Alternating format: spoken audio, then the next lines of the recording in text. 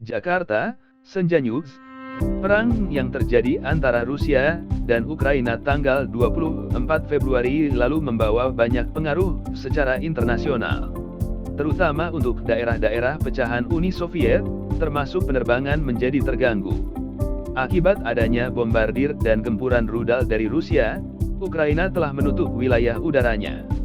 Hal ini karena sangat berbahaya bagi penerbangan sipil dengan adanya penggunaan senjata militer tersebut.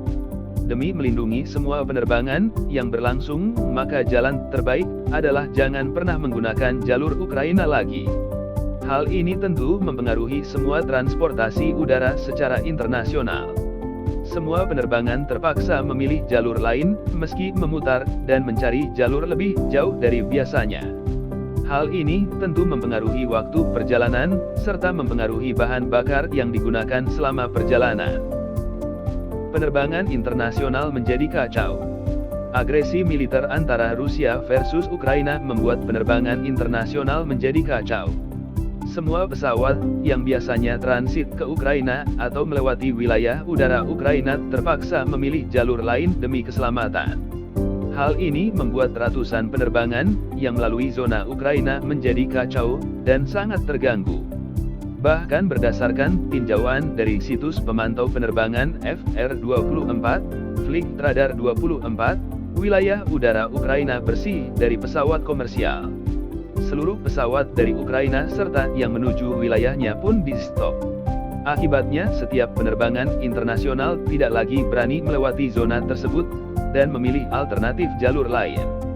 Meski hal ini mempengaruhi konsumsi bahan bakar serta konsumsi waktu jadi semakin meningkat. Seluruh pengguna jalur ini telah diwanti-wanti agar tidak memilih jalur yang terkena imbas perang. Bahkan Badan Keselamatan Penerbangan Uni Eropa, EASA, telah mewanti-wanti semua daerah udara dan langit Ukraina Rusia hingga dalam jarak 100 mil dari perbatasan masih berisiko tinggi terdampak peperangan. Ia menambahkan keterangan alasan mengapa sebaiknya mengalihkan jalur karena, secara khusus, terdapat risiko penerbangan sipil akan menjadi sasaran empuk akibat terjadinya kesalahan identifikasi pesawat sipil. Hal tersebut terjadi akibat penggunaan berbagai alat peperangan baik darat atau udara akan terkena imbas bagi penerbangan sipil yang beroperasi pada ketinggian dari zona peperangan tersebut. Jalur penerbangan terpaksa dialihkan. Paparan dari lembaga EASA tersebut menjadi alasan kuat setiap penerbangan melalui wilayah udara peperangan harus dialihkan. Hal ini demi keselamatan pada para penumpang ataupun petugas pesawat. Mereka bahkan menambahkan bahwa Kementerian Pertahanan Rusia telah mengirim pesan darurat ke Ukraina mengenai risiko tinggi untuk penerbangan komersil yang melintas wilayah perang. Penggunaan senjata dan peralatan militer bisa salah identifikasi pesawat hingga salah target penyerangan. Mereka meminta agar kontrol lalu lintas pada Ukraina agar menghentikan semua jenis penerbangan. Terjadinya blokade pada wilayah tersebut membuat semua negara pecahan Uni Soviet terdampak. Setiap orang yang ingin bepergian menggunakan transportasi udara harus berpikir ulang. Bahkan warga sipil dari Ukraina yang ingin mencari perlindungan atau mengungsi menggunakan pesawat tidak bisa dilakukan. Mereka terpaksa harus memilih jalur lain jika ingin melakukan perjalanan mengungsi. Transportasi pesawat sama sekali tidak beroperasi dari Ukraina.